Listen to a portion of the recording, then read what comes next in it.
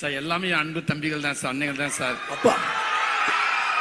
அப்போ உன் பேரை சொன்ன ஏன் கைதட்டுல விசில் அடிக்கல? இல்லைங்க சார், அது நீங்க பேசுறப்ப குறுக்கிட கூடாதுன்றதுக்காக அமைதியா இருக்காங்க சார். இப்போ எத்தனை படத்துல நடிக்கிறீங்க? எத்தனை படத்துல கதாநாயகன் நடிக்கிறீங்க சார்? இப்போ 3 படத்துல நடிச்சு முடிச்சிருக்கீங்க சார்.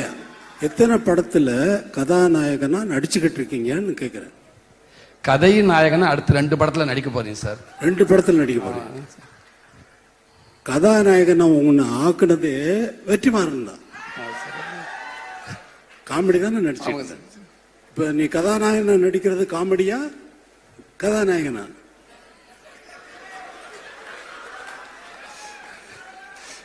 சும்மா சார், இதுவும் பதிவு தான் சார், வாழ்நாள் மறக்க முடியாத பதிவு தான் சார்.